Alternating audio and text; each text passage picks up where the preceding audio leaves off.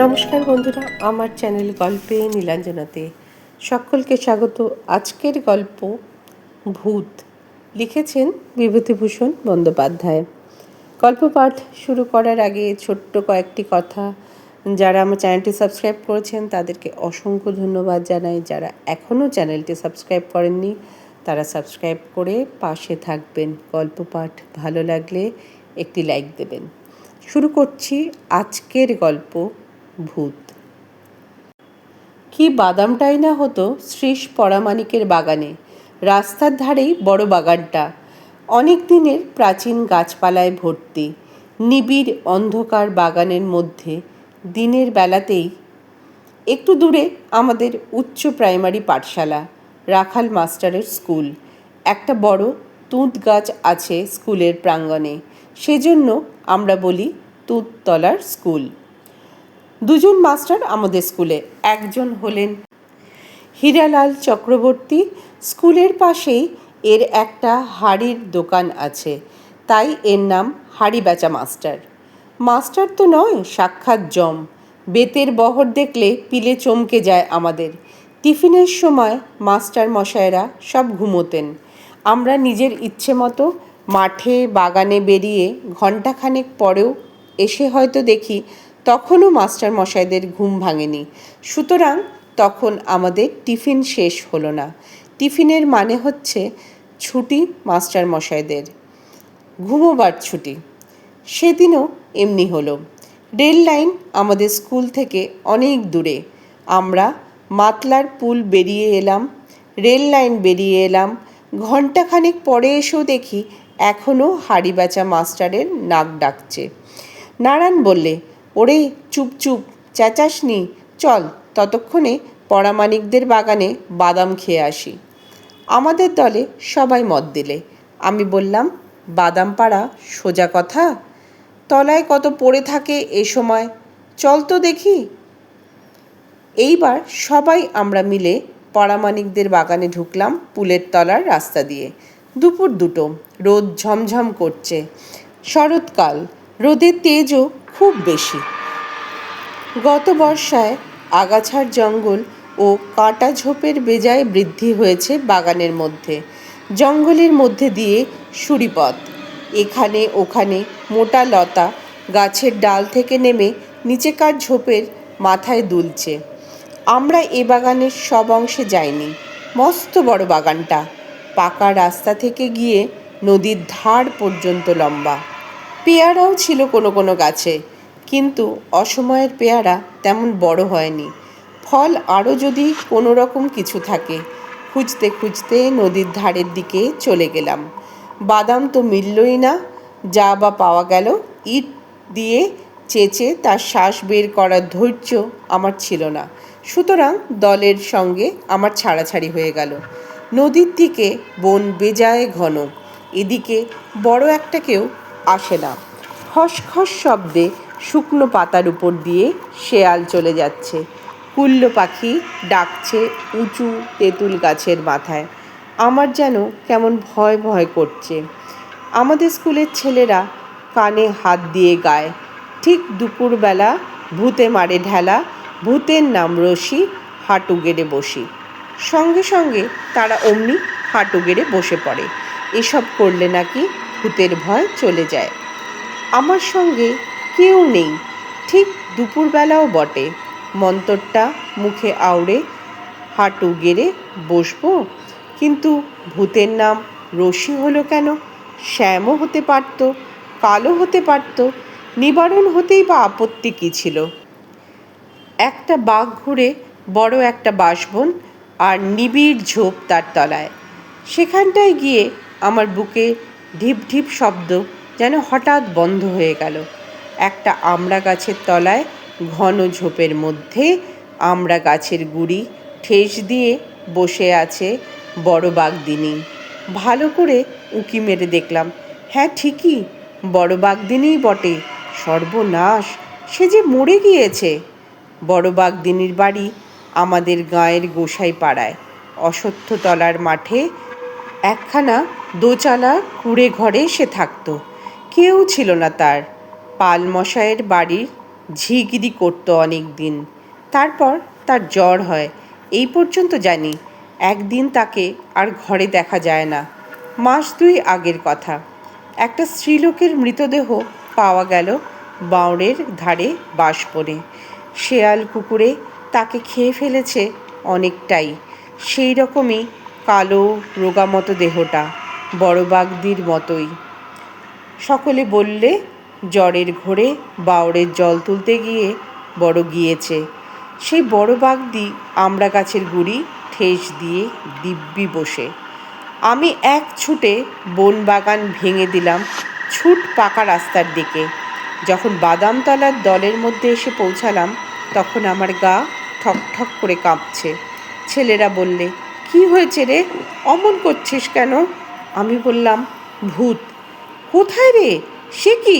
তোর বড় বাগদিনী বসে আছে ঝোপের মধ্যে আমড়াতলায়, সেই নদীর ধারের দিকে স্পষ্ট বসে আছে দেখলাম।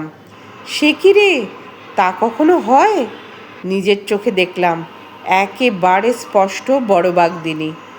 দূর, চল তো যাই, দেখি কেমন। তোর মিথ্যে কথা। সবাই মিলে যেতে উদ্যত হলো, কিন্তু সেই সময় দলের চাঁই নিমাই কলু বললে, না ভাই, ওর কথায় বিশ্বাস করে অতদূর গিয়ে স্কুলে ফিরতে বড্ড দেরি হয়ে যাবে। এতক্ষণে মাস্টারদের ঘুম ভেঙেছে। হাঁড়ি বেচা মাস্টারের বেতের বহর জানো তো? সে ঠেলা সামলাবে কে?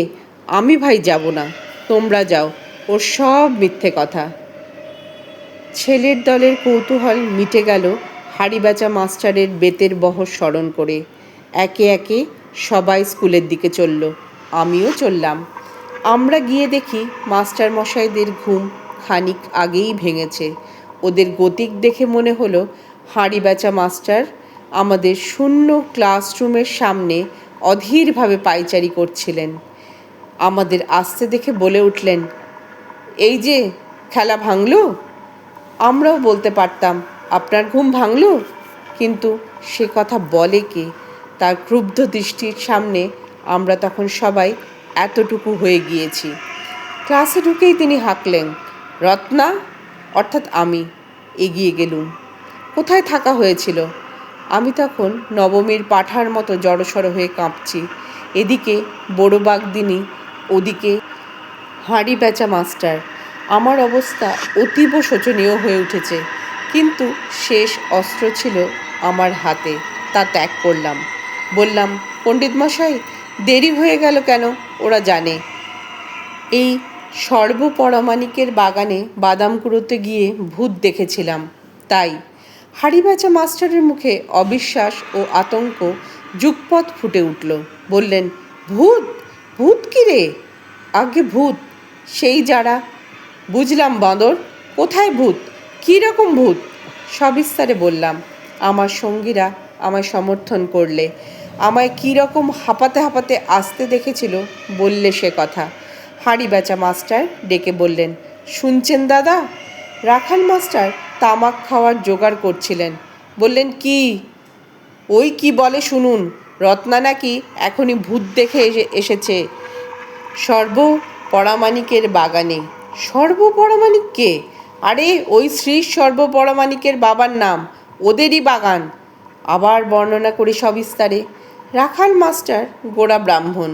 হাঁচি, টিকটিকি, জল পড়া, তেল পড়া সব বিশ্বাস করতেন। গভীরভাবে ঘাড় নেড়ে বললেন, তা হবে না, অপঘাতে মৃত্যু, গতি হয়নি। হাঁড়ি বেচা মাস্টার একটু নাস্তিক প্রকৃতির লোক। অবিশ্বাসের সুর তখনও তার কথার মধ্যে থেকে দূর হয়নি। তিনি বললেন, কিন্তু দাদা, এই দুপুরবেলা ভূত থাকবে বাগানে বসে গাছের গুঁড়ি ঠেস দিয়ে? তাতে কি, তা থাকবে না ভূত? এমন কিছু লেখাপড়া করে দিয়েছে নাকি? তোমাদের আবার যত সব ইয়ে। আচ্ছা চলুন গিয়ে দেখে আসি। ছেলেরা সবাই সমস্বরে চিৎকার করে সমর্থন করলে। রাখাল মাস্টার বললেন, হ্যাঁ, যত সব ইয়ে। ভূত তোমাদের জন্য সেখানে এখনো বসে আছে কি না? ওরা হলো অশরীরী, মানে ওদের শরীর নেই। ওরা মানে বিশেষ অবস্থায়। হাঁড়ি বেচা মাস্টার বললেন, চলুন না দেখে আসি গিয়ে কীরকম কাণ্ডটা, যেতে দোষ কি? আমরা সকলেই তো এই চাই, এরা গেলে এক্ষুনি স্কুলের ছুটি হবে। এখন সেদিকেই আমাদের ঝোঁকটা বেশি। যাওয়া হলো সবাই মিলে। হুড়মুড় করে ছেলের পাল চলল মাস্টারদের সঙ্গে। আমি আগে আগে, ওরা আমার পেছনে। সেই নিবিড় ঝোপটাতে আমি নিয়ে গেলাম ওদের সকলকে।